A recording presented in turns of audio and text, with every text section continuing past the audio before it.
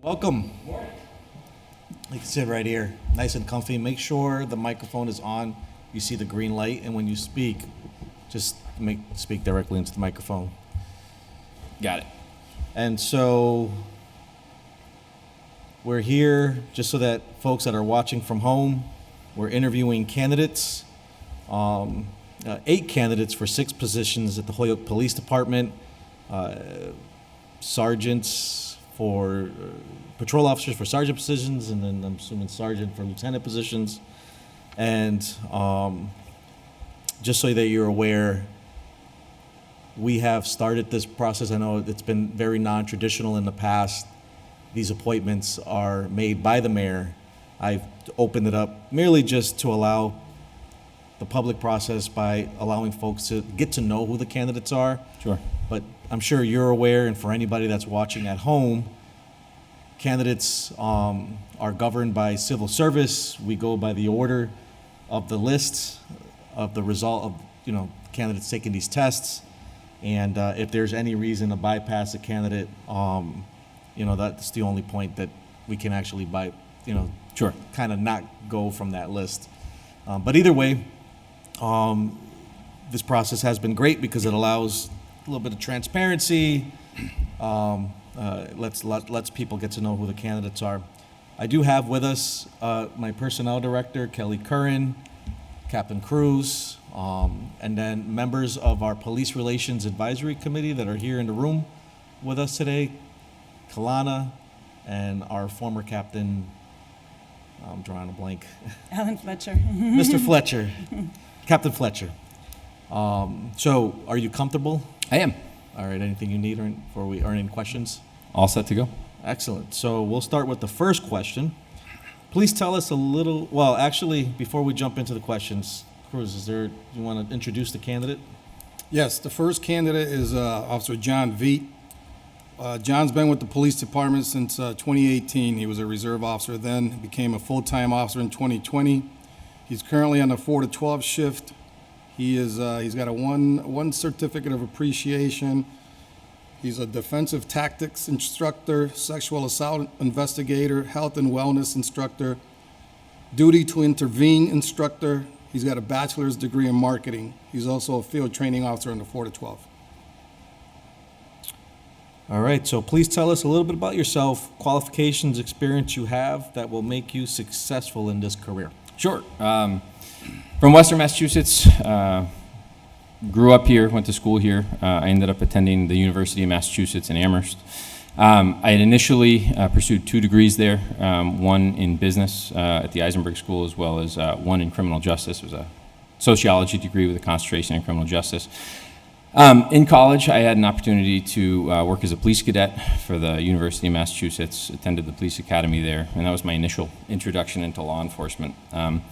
I ended up going into business. I worked the majority of my career for a public accounting firm for the firm of Myers Brothers and Kalicka right here in Holyoke. I ended up as the director of marketing and recruiting there. I was responsible for all facets of public relations, business development, and later in my career for recruiting and then training from an organizational perspective. I found that throughout my tenure with the firm, the things that I found most rewarding tended to be events related to community engagement, training, development. I helped run a couple of our fundraisers. We did some Habitat for Humanity, things like that. And kind of as I went through my career, I decided that, I wanted a role in public service. I wanted to have a job where I could have an impact in my community. And that's when I began to revisit my interest in law enforcement. I joined the Holyoke Police Department actually as an auxiliary police officer on a volunteer basis, just as an introductory role to the field. I loved it. I wanted to do more of it. I ended up taking the test and then was sworn in as a reserve police officer and ultimately made the decision to leave my comfy, cozy office on the 8th floor of 330 Whitney Avenue with a nice view for that of a Ford Explorer. And I can tell you that I love this job. I love this career. People say the grass is always greener on the other side of the fence. I think I've arrived at the other side of the fence. I can tell you that this is the best job in the world. And my hope is, as a sergeant, to kind of capture that and help new officers develop that love and passion for this field. It really is the most rewarding career on the planet, and I think that officers who are engaged and believe strongly in that tend to offer the best service to the community. My hope is, as a sergeant, if I'm offered that opportunity, that I can help facilitate that process in Holyoke. Excellent, thank you. Thank you. So I just want to add that he did graduate first in his class in the academy. The next question, Officer V, is based on your experiences in your current position, what 3 improvements would you make? What would you do first and why? Okay. I think law enforcement is under an unprecedented amount of scrutiny, certainly over the last 10 years or so. And I think as a result of that, recruiting for law enforcement is down, therefore staffing issues present themselves. I certainly think that that's true for most departments. Holyoke is no exception. So I think that staffing certainly is the first focal point of the 3 that I'd maybe discuss. With that, I think demand within the industry is strong. This is a professional career where you develop a skill set, institutional knowledge, and an expertise that is in high demand across the state. And therefore, I think retention goes along with that. Officer turnover is certainly an issue. So I think that the second part of that is training and development for police officers is important, especially with this next generation. My prior role with the firm, one of the big areas that we identified in terms of retention and certainly engagement among young employees is providing training opportunities. That actually, in terms of the research, ranks higher than even something like compensation. At least it did in private industry. And I think that enhancing the training opportunities that are afforded the police officers is certainly a second component to be addressed. Thirdly, like I said, law enforcement is under unprecedented scrutiny. I think that negative context is also more prevalent in the news and media than is the great job that police officers do on a daily basis. There's hundreds of thousands of police officers in this country, but when they go out and do their job and render service in an appropriate way, provide great service to their community, that tends not to be newsworthy. So I think that a third thing that the department could do is spend maybe more effort. I think we've done a great job so far in enhancing this, but even more effort just kind of communicating and broadcasting just the great service that the police officers here in the city provide on a daily basis. That might be through social media, maybe public relations and communications with both city council and the community at large. I think a great example of that, we have a youth police academy that we just did. I think that's a great way to interact and provide positive interactions with the youth in our community, and I think that we could build upon those efforts and continue to improve. Certainly, I think that our recruiting is the #1 priority. You have to have good candidates who have a aptitude for this profession, and I think once you begin to fill those ranks, everything else kind of falls in order with that. Excellent. Officer Feet, I think you already answered my question, but I'm going to ask it anyway. Sure. What are the biggest challenges in policing today, currently, and how would you address them in your command? How would you do it? So I think largely I did answer that. Again, the scrutiny with law enforcement has reduced interest in the field by a significant margin. I mean, when I had my first introduction when I was in college, I was a police cadet. Every police exam there was a line out the door and around the block. And you go now, and the testing numbers are down. The available candidates and recruits are down. And I think that certainly has a lot to do with the scrutiny the profession has faced. In terms of addressing that, obviously I think recruiting is a big portion of that. But in my role as prospectively as a sergeant, I think one of the best things that we can do is provide an environment where new young officers feel engaged, feel like they're getting the training and development that they need to stay invested in their career, and to be a resource to those officers so they want to continue to work here in this city, continue to develop in this profession, and provide great service to the community. Great, thank you.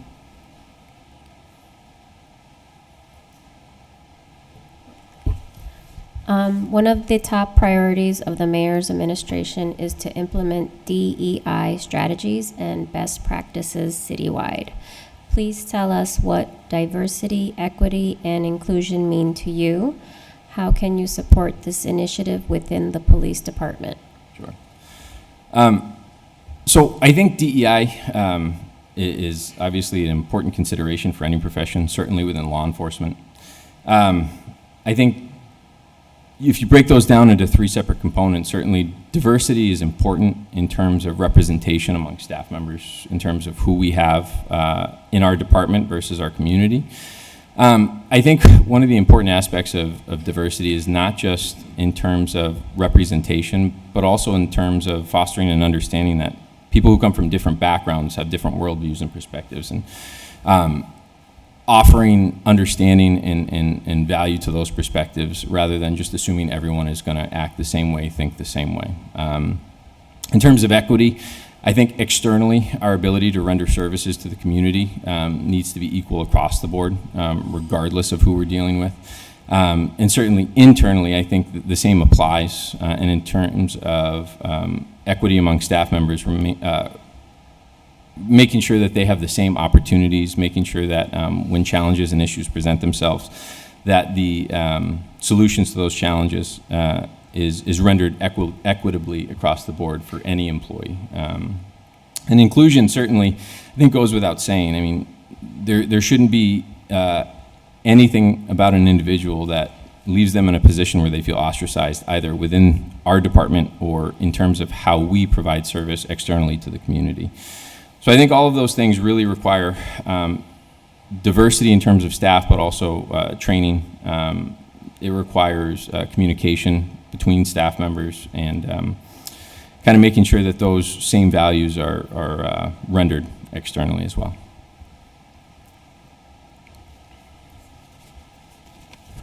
Thank you.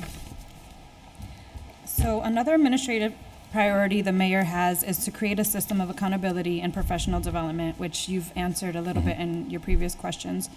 So this includes implementing performance evaluations. If you were to take on this role, how would you evaluate individual officers and the department as a whole? Explain how you would go about creating a culture of accountability in the police department. Sure. One of my roles in my prior position at the firm was actually in part helping to create an evaluative process for employees. I think evaluations certainly need to be facilitated from top down, starting at the chief's office, coming all the way down. And one of the hardest parts in terms of implementing an evaluation program is rendering buy-in among staff members. That can be the most difficult part. I think part of that is making sure that the evaluation process itself is specific and measurable, right?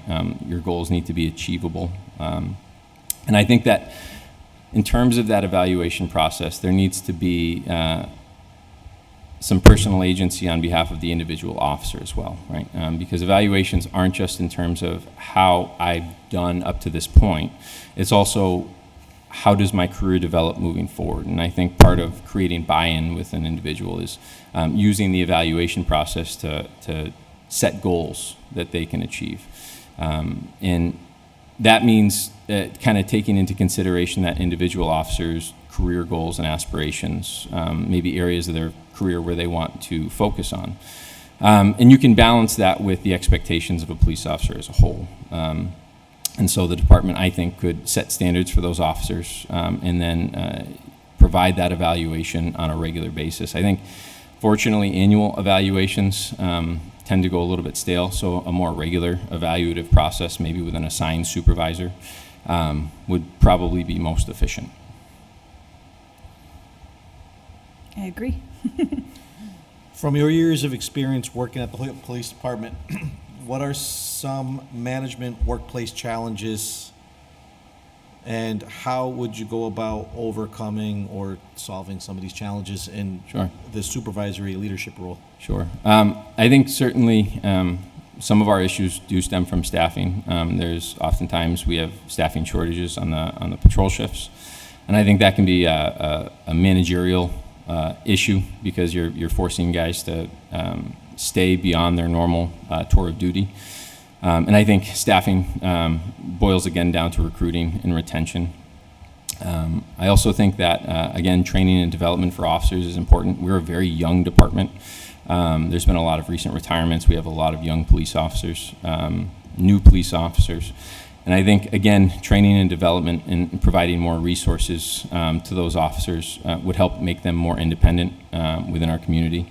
I think providing police officers with the resources that they need to develop their skill sets to make decisions on scenes and on calls is a really important aspect of police supervision that I think the more of that we do, the more capable our patrol operation officers become. And I think that'd probably be a focal point of mine as well. Good. Okay. Officer Veet, describe the relationship that should exist between the sergeant and those reporting to him or her. What experiences do you have in leading a team of people? Sure. I'll start with the relationship aspect. I think largely where a patrolman is a servant to the community, I think that a supervisor or a sergeant needs to be a servant to their staff. Sergeants should be able to provide resources and guidance to police officers, but I think it's important that they place trust in those officers. I think an officer's discretion and their ability to make a decision constitutes a lot of the value that any individual officer brings to the table. And I think that a sergeant's role in developing that and providing resources so that they can do their job without interruption is incredibly important. In terms of my experience thus far, I think that my time as a training officer on the 4 to 12 will help me significantly in that role. I've really enjoyed the process of working with new police officers, helping them to develop their skill sets and understand how to translate the sort of academic learning that they've done with regards to this career and apply it in the real world. And I think a good sergeant kind of facilitates the balance of managing a team, but also providing them the resources to be independent, and then setting accountability at the end of that process. Hey, Officer Veet, tell me about a time when you were forced to make an unpopular decision. I think unpopular decisions, unfortunately, are part and parcel to this role. I think some of the more unpopular decisions that I've made relate to calls in the field where you might be called for service and you find that the best service to be rendered might be something that the reporting party is unhappy with. Things that come to mind are familial disputes, persons in crisis, things like that. I can't think of any one particular one that stands out among the rest, but a good example of that I can think of is maybe something like a removal of a child with DCF. Someone who is experiencing a mental health crisis being forced to go to the hospital. It's an unfortunate circumstance, and it puts the police officer in a difficult position, but you know that these people need help. And despite maybe a family being present and not wanting you to go that way, based on your training experience that it's likely the best course of action. Okay, you gave excellent examples. Thanks. Describe your approach to developing and maintaining an effective chain of command. I think a chain of command is important, especially in a law enforcement capacity. I think there's really two elements to that. The first is certainly ensuring that officers and everybody up the rank has a respect for that chain of command and that when orders are given, they're followed, because there are situations where time is of the essence and questioning orders is not an appropriate response.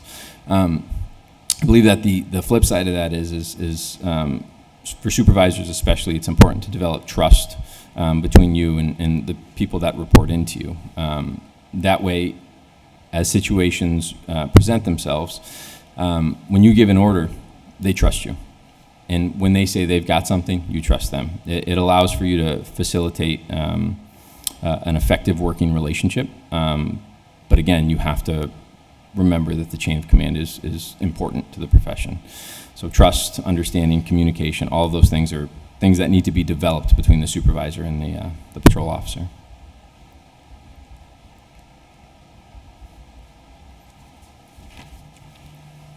We're almost at the end.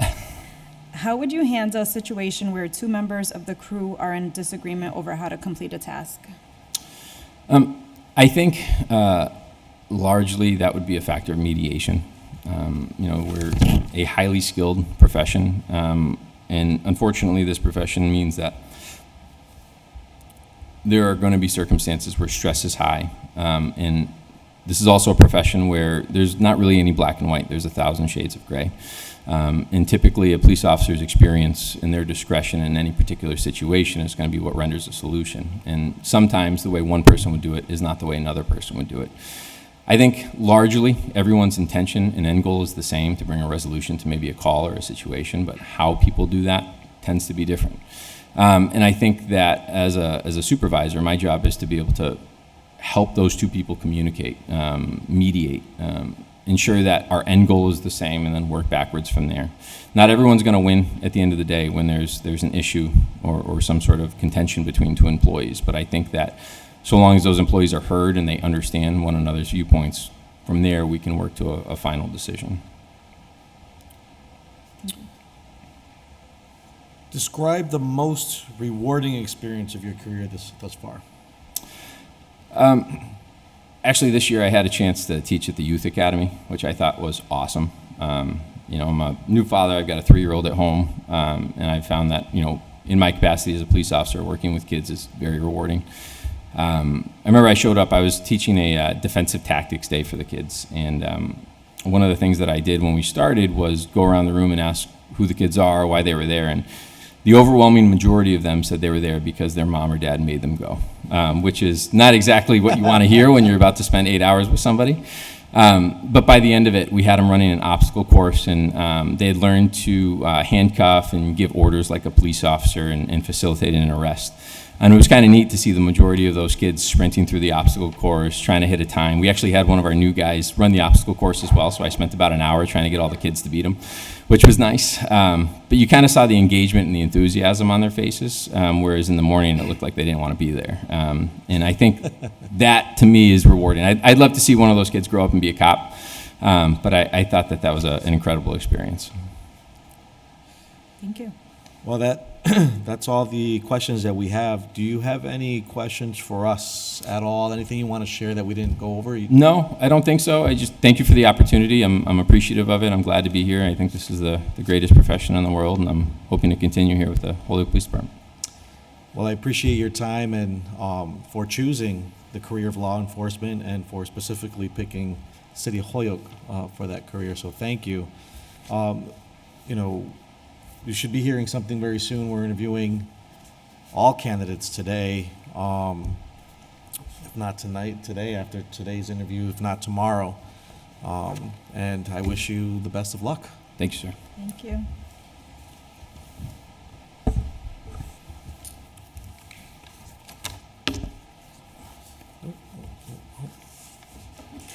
It's early.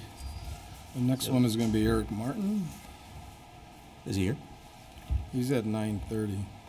It's 9:29, so he should be.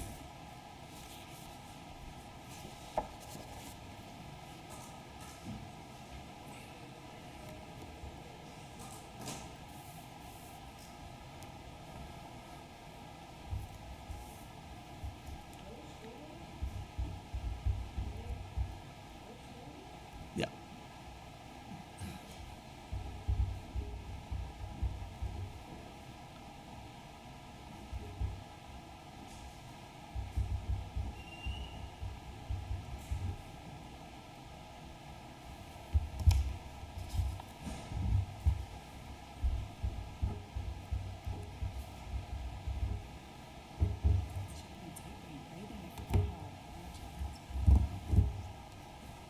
Writing is a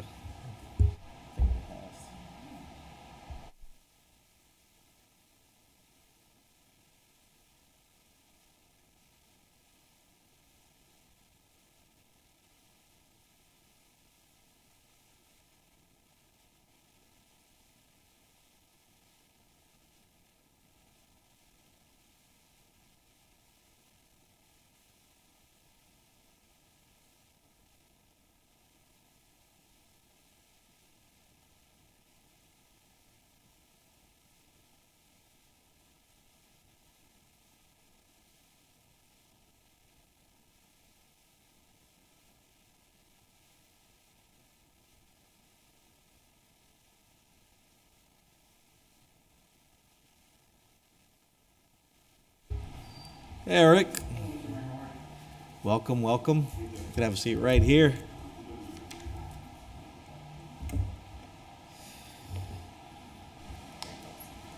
Next up, we have Eric Martin, Officer Martin, interviewing for the position of sergeant. Officer Martin, welcome. I think you've been following this process for a while since we started implementing, opening this up. It's, you know, per civil service, our form of government, the mayor is the appointing authority. And last year we started just having these interviews open so that mainly to allow the public to get to know the candidates, I think has been the biggest positive response from just opening up this way.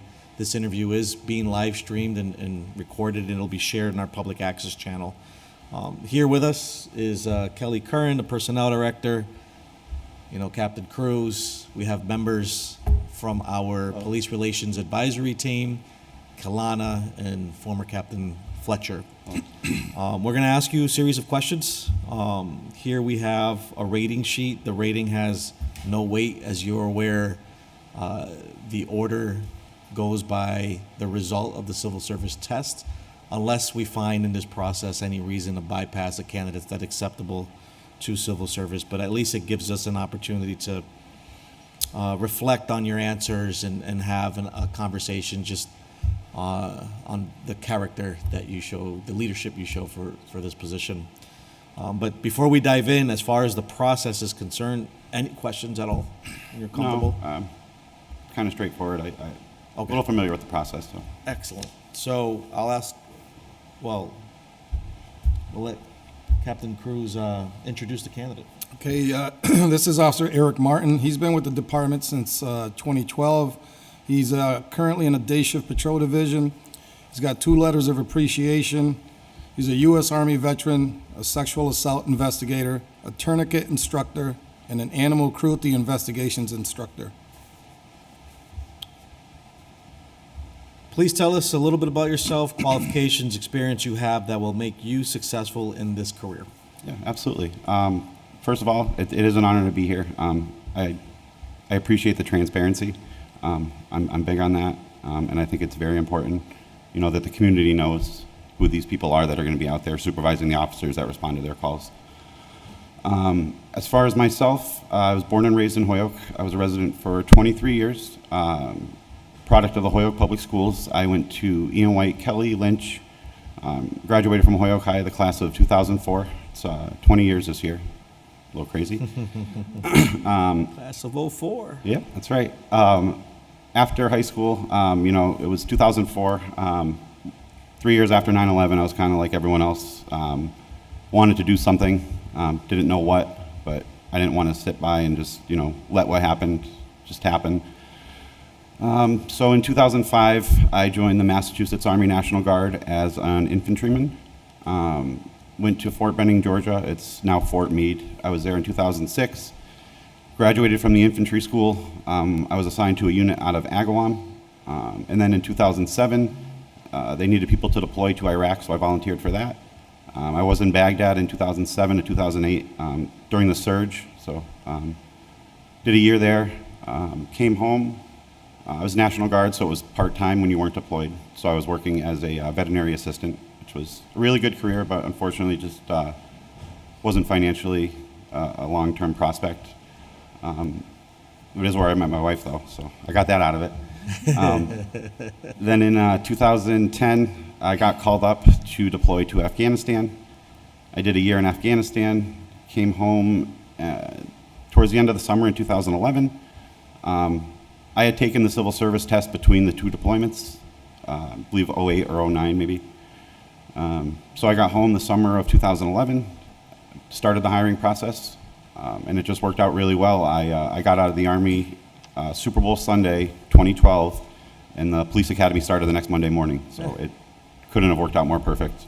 Divine intervention. Graduated the police academy. It was actually 12 years ago last week. I started at the overnight shift, did a couple years there. After my daughter was born, I have one daughter. She was born in 2015. I moved to the 4 to 12 shift. I was actually under Captain Cruz for that. Did that for a few years, and then I had the opportunity to transfer to day shift 3 to 4 years ago, I think, and I've been there ever since. So I've been in patrol my 12 years. Okay. Eric is a very energetic officer on the streets. He does a lot of my traffic enforcement. But Eric, based on your experiences in your current position, what 3 improvements would you make? What would you do first and why? You know, I think like any other police organization, unfortunately, staffing is a huge issue. But obviously, we're constrained. It's the real world, unfortunately. You know, there's budget constraints. So, you know, that's going to be a long-term issue that, you know, I have some ideas, but I don't know the answer to solve that. I know that, you know, staffing is just an issue that really needs to get worked on. And we have been working on it. There's a lot of improvements. I believe we have 7 or 8 in the academy right now. So staffing, but also secondary to staffing, I think, is retention. You know, we have officers, you know, obviously officers are going to retire and stuff, but, you know, we do lose some officers that go to state police or to other agencies. So I think retention is up there. And in terms of that, you know, I actually think we are doing really well overall. It's a very good place to work. It is.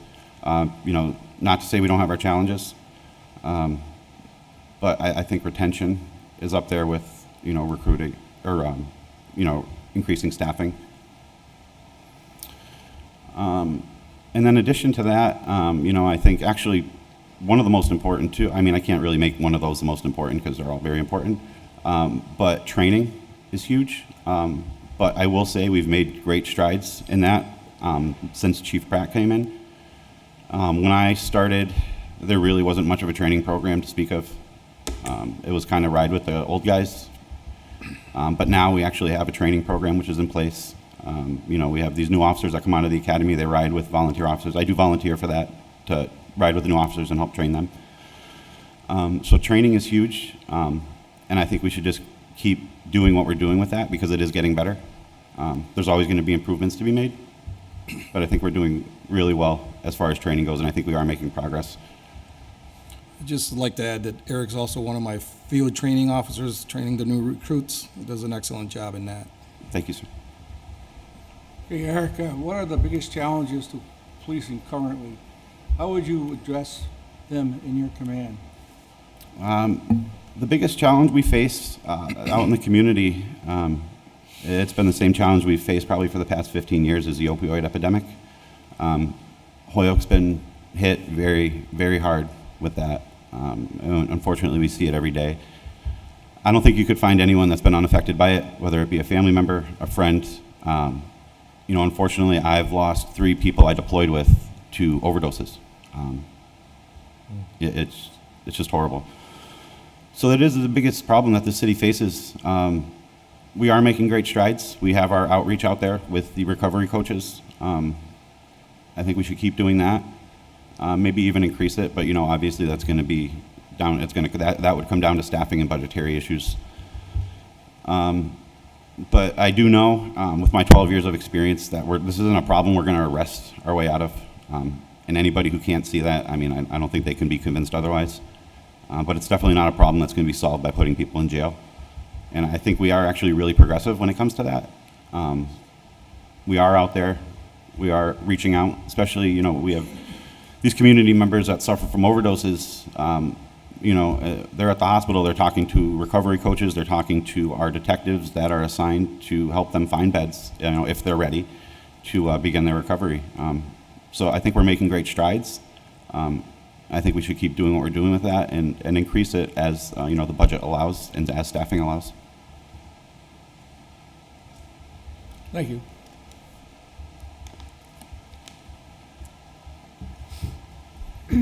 One of the top priorities of the mayor's administration is to implement DEI strategies and best practices citywide. Please tell us what diversity, equity, and inclusion means to you. How can you support this initiative within the police department? Sure.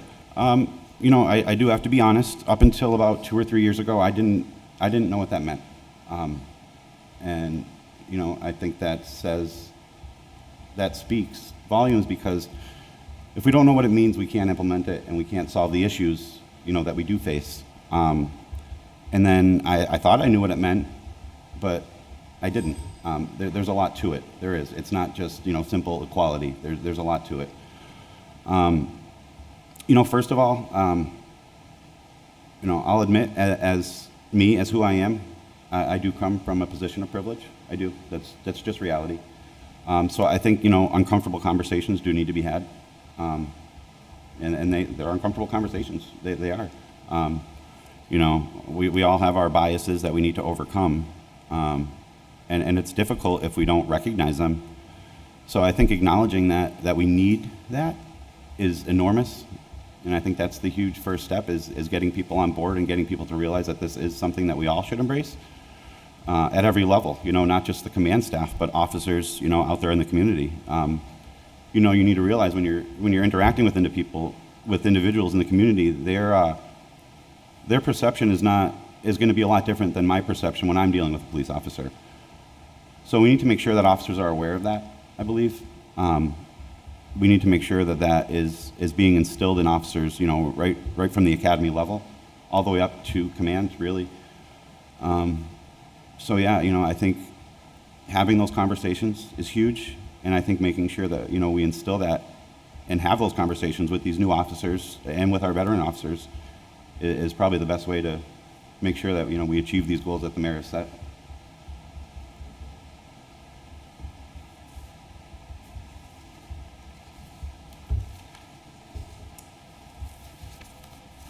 Another administrative priority the mayor has is to create a system of accountability and professional development, which includes implementing performance evaluations. If you were to take on this role, how would you evaluate individual officers and the department as a whole? Can you explain how you would go about creating a culture of accountability in the police department? Sure, absolutely. Like I said earlier, I'm a big, huge advocate of transparency. I think transparency is enormous, especially in building trust with the community and even with our, you know, fellow officers. But in addition to transparency, I think consistency with performance reviews is extremely important. If you do a review once and then you don't do it again or follow up for 2 years, I don't believe you really accomplished anything. So I think consistency is enormous when it comes to things like performance reviews. And I believe it works both ways too. You know, in the Army, we call it counseling. As a leader, you want to know what you're doing right and what you can also do for those under you. And I think that's huge. You know, obviously you want to make sure that those under you have the tools they need, that you're addressing the issues that they may have, any training deficiencies or anything like that. But as a supervisor, you also want to know what you can do better to better equip those under you to succeed. So I think really transparency, consistency, and having it work both ways, up and down, it would make it very successful. Great, thank you. From your years of experience working in the police department, what are some management workplace challenges, and how would you go about overcoming or solving these challenges? You know, I don't want to beat a dead horse. Obviously, like I said, with staffing, I think communication is huge. You know, we've also made great strides in that. But as a patrol officer, sometimes I don't know what's going on as far as decisions with the department are. And, you know, they don't necessarily affect me all the time. But I think we could do better. I mean, we can always do better with a lot of things. That's just the reality as being humans. But I think communication is enormous. I like to know what's going on. You know, if it doesn't affect me and I don't need to know, that's fine. But I think it's important to be able to communicate with everybody to know, like, what state the department's in is in terms of training, in terms of staffing, you know, and all those aspects that would affect your day-to-day life as a patrol officer and as a frontline supervisor. Mm-hmm.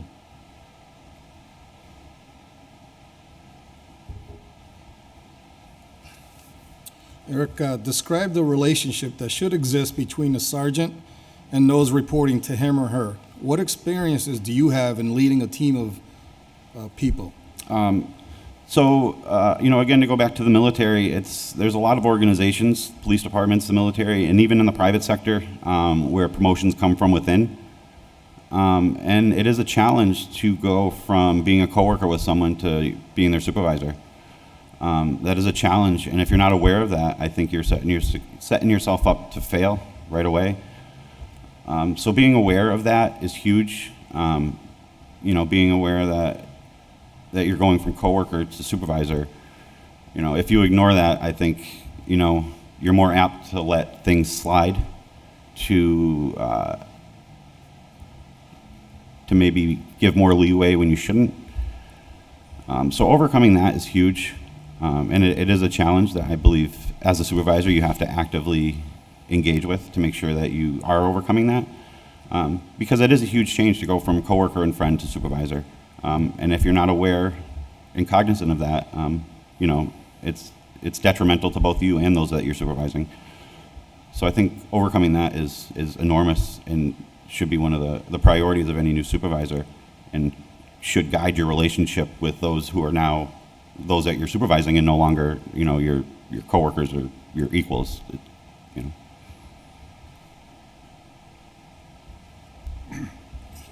Eric, tell me about the time when you were forced to make an unpopular decision.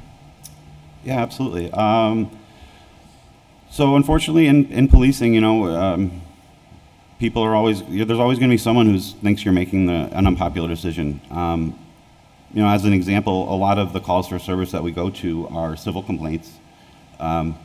Just as an example, an upstairs neighbor's making noise and the downstairs neighbor's complaining. No matter what you do, unfortunately, probably one of those individuals is going to think that your decision was wrong. So I think the best way to, it's difficult to overcome, but one of the best ways to address it is to really explain your decisions to those that you're making the decisions for. If you just say to the person, well, it's not loud and I'm leaving, what does that solve? That doesn't solve anything.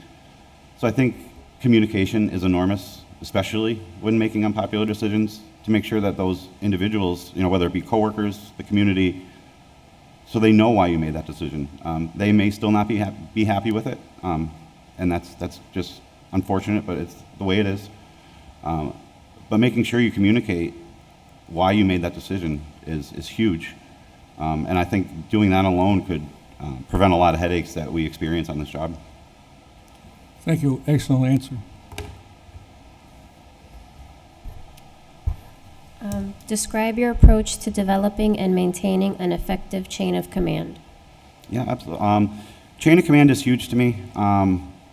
With the military background, it's kind of we call it the backbone of our organization in the military, and I believe that translates to policing very well. If I know who I'm reporting to, if I know who my supervisor is, I know who I can go to with my problems. That's huge. That's great. I know that there's someone that I can call, that I can talk to when I do have a concern or a question. And really having that system in place is great. It really it helps confidence when you're out there. You know you can call someone if you have a question or a problem. And then you know that if they can't solve your problem, there's someone above them who they can go to. And if they can't solve it, there's someone above them that they can go to. So knowing that system is in place alone is huge, at least to me, in terms of confidence of knowing that any questions or concerns that I might have, maybe my sergeant can't solve it, but I know that he'll bring it up to the person above him. And just knowing that, it really, really helps in the day-to-day operations, I believe. And having that consistently, it really just benefits everybody. Almost there. How would you handle a situation where two members of the crew are in a disagreement over how to complete a task? I think the thing to keep in mind is that, in general, most of us want the same result. We just have different ideas of how to get it. So I think keeping that in mind is huge. And you want to know why each person has that point of view of that, or that way of thinking to solve that problem. you want to see where each person's coming from, which, you know, I think empathy plays a huge part. And then if you do have to make that decision for them, again, going back to communication is huge in explaining why, okay, I had to make the decision for you. This is why I made it. So when there is a disagreement and you do have to get involved, which is going to happen, I think being clear and communicating why that decision was made can go a long way and prevent a lot of resentment before it even happens. But like I said, you know, a lot of disagreements are just really people having different ways to get the same result. Thank you. Describe to us the most rewarding experience of your career thus far. Oh. I don't know if I could just choose one. You know, it is a very rewarding career. If it wasn't, I don't think I would still be doing it. At least I like to think that. So, you know, I really can't pick just one, so I'll pick the most recent. About last week, I can't get into too many details. It did involve a juvenile, but after the incident was resolved, the next day I was pulled into the commanding officer's office, which is never usually a good thing. They tell you to come in. You're just thinking, what did I do wrong? And my lieutenant, Lieutenant Leahy, starts reading an email from a father of this child, thanking me and going on about how he's worked with numerous state agencies and resources that have been unable to solve his problem or even take his problem seriously. So he had reached out to my lieutenant, thanking me, you know, for taking his issue seriously, for making decisions that had to be made. And you know, when you get told things like that, it's huge. It really reminds you why you do it. So that was the most recent one. I mean, I could sit here all day and go over other ones, but that one, when you really see the product of your work, it's nice. It's a very nice feeling. Oh, thanks, man. That's great. That's a good story. So that concludes that. Two things I forgot to mention. You are a tied candidate in the civil service. And so in the past, what we have done to break ties, I have all the advisory group review the interview. Yep. And then they'll rate accordingly, and then we'll tally up the ratings, and it helps kind of see where people think the stronger candidate was. And so that's how we'll break that tie. But the other thing is, great job. Thank you so much. Thank you, Mr. Class of 04. That's right. 04, known you for a very long time, and it's great to see people that I grew up in school with choosing to stay to work here in the city of Holyoke. I love this city, so I not going appreciate anywhere. Everything. All right. So thanks so much, man, Thank you, and Mr. good Mayor. luck. Thank you, sir. Good Thank luck. you. Thank you. Pleasure Thank meeting you. you. You can, Eric, can you just have Bobby come in, please?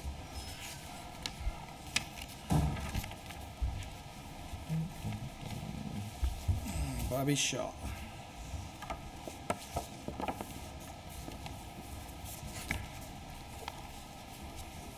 Welcome, Officer Shaw. Hello. See you here. Morning. Thank you. Good morning. No problem. Thank you, sir. Sir.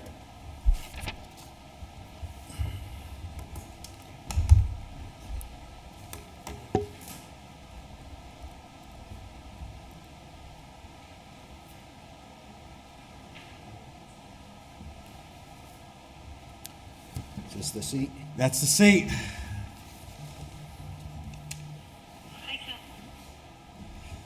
All right, so we'll start. Thank you so much.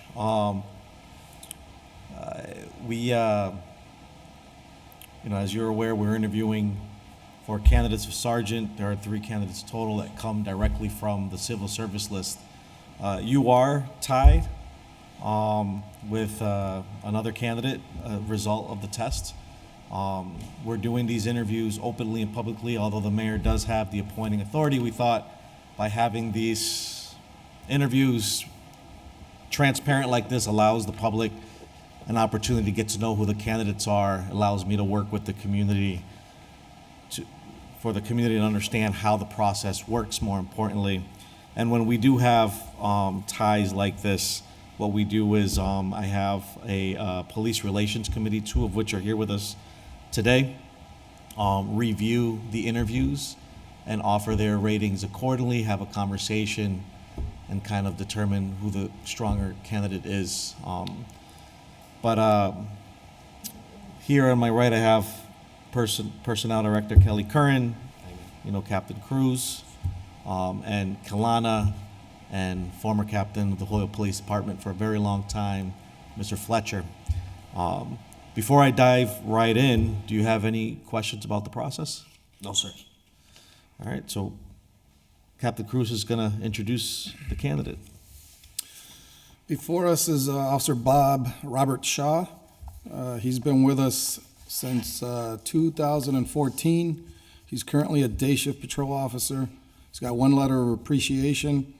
He's a former Hampden County Sheriff's Corrections Officer.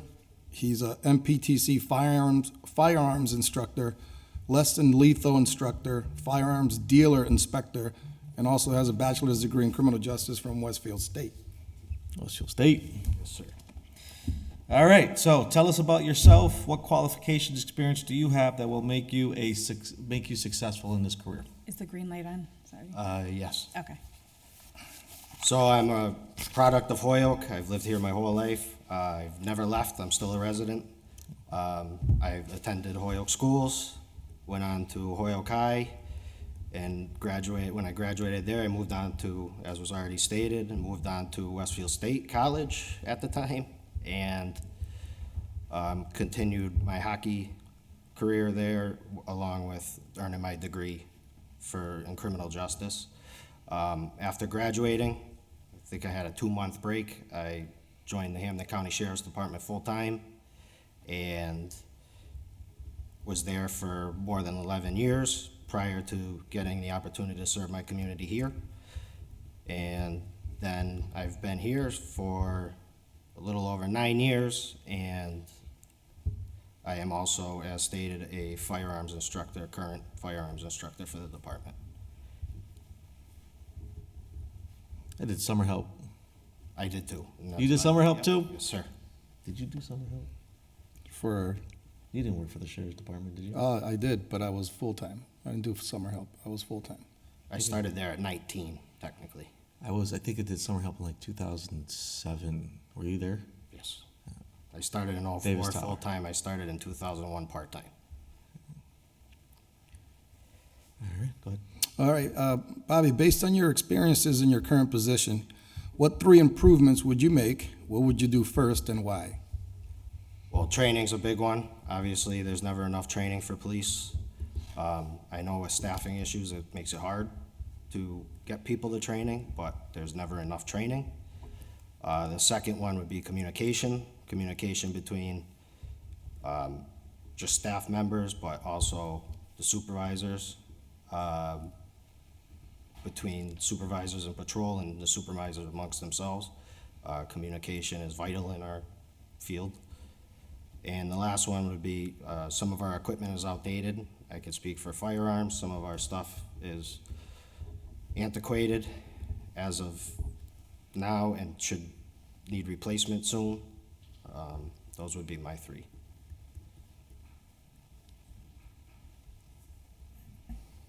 What are the biggest challenges in policing currently, and how would you address them in your command?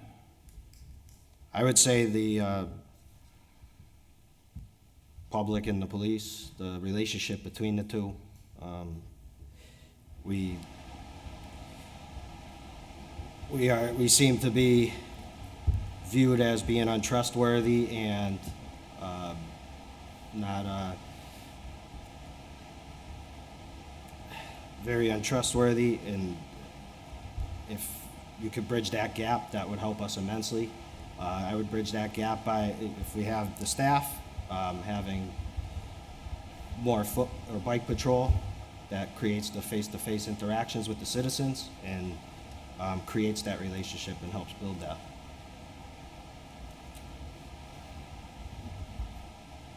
Thank you. One of the top priorities of the mayor's administration is to implement DEI strategies and best practices citywide. Please tell us what diversity, equity, and inclusion means to you. How can you support this initiative with the police department? So obviously, I grew up in Hoyoke. It's a very diverse community. It's never changed since I've been growing up. And we,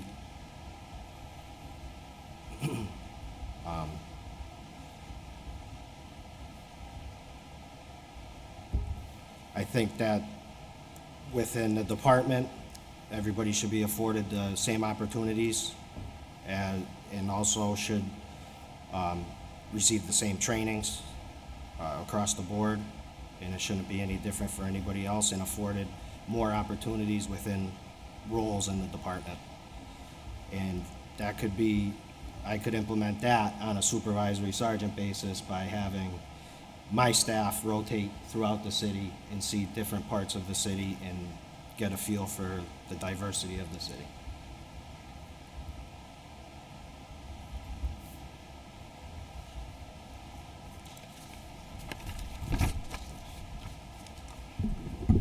Another administrative priority the mayor has is to create a system of accountability and professional development, which includes implementing performance evaluations. If you were to take on this role, how would you evaluate individual officers and the department as a whole?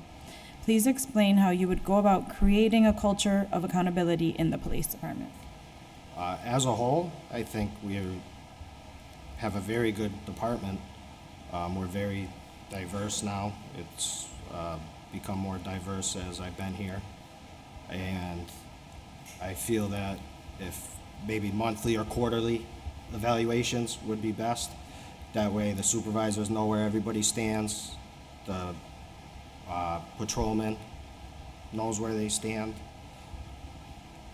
and it would create a better workflow environment if it was done that way. And it would obviously have to be a same evaluation for everybody to be successful. Thank you. From your years of experience working in the Holyoke Police Department, what are some management workplace challenges? How would you go about overcoming or solving these challenges?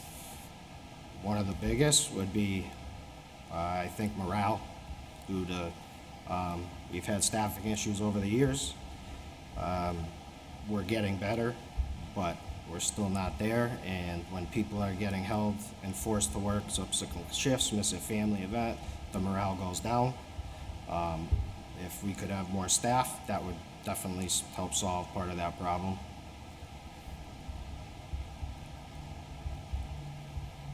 Thank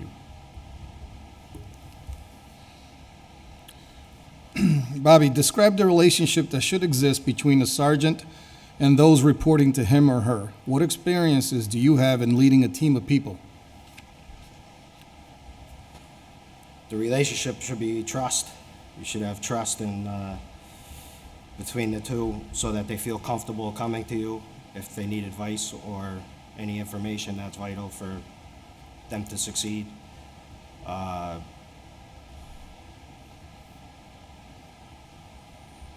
If that's not there, I don't think that you're going to have a good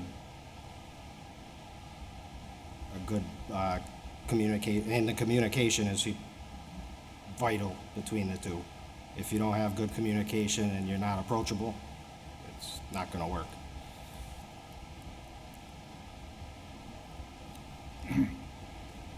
Tell me about a time when you were forced to make an unpopular decision.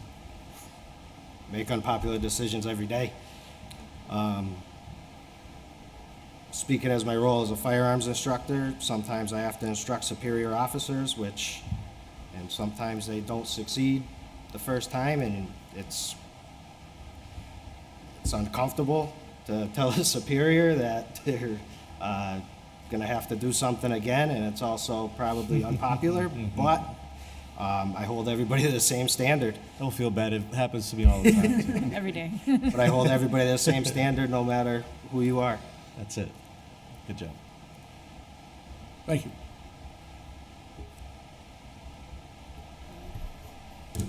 Describe your approach to developing and maintaining an effective chain of command.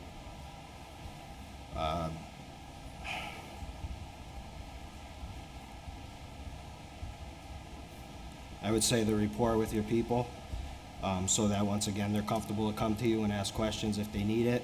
You have to be able to be quick on your feet, make those hard decisions, be calm under pressure, which will also help ease that burden on your staff. If you're calm under pressure, they'll also be more inclined to come to you. But in the end, you might have to make the hard decision that they were unable to make. And to be an effective leader, you have to be able to make that decision.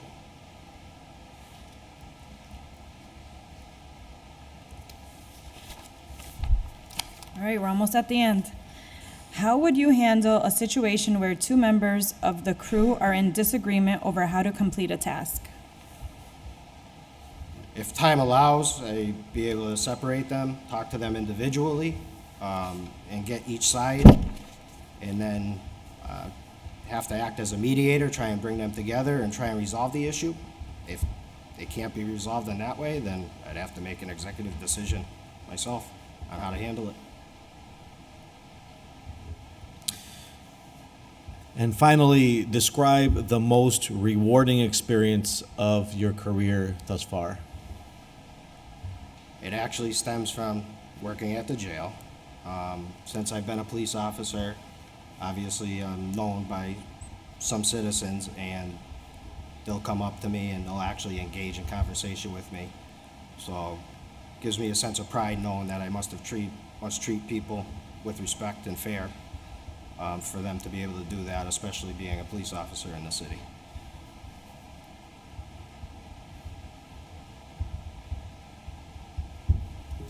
And that concludes that. Do you have any questions any questions or anything you want to go over that maybe perhaps you didn't touch upon, or anything to share? No. Thank you so much. Thank you. What year did you graduate Holyoke High? You went to Holyoke High 2000. in 2000? Getting old. I think it was a freshman in 2000. I'm not gonna say what I was in 2000.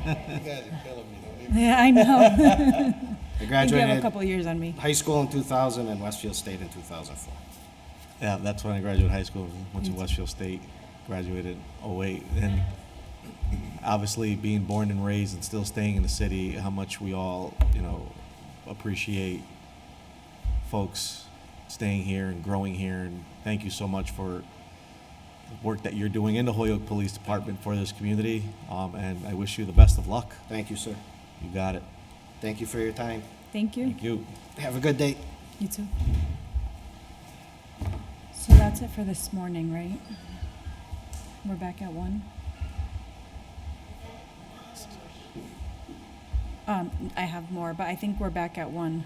Is that correct, Captain Cruz? Yes. Yep, the next one after that will be So- 1, 2, 3. So just for the members of the public, we're going to, I guess, take a recess, right? Can we call it a recess? The next set of interviews, we're going to interview 3 more candidates specifically for the role of lieutenant. 4. Oh, okay, 4 candidates. And we should be convening once again at 1 o'clock. Thank you.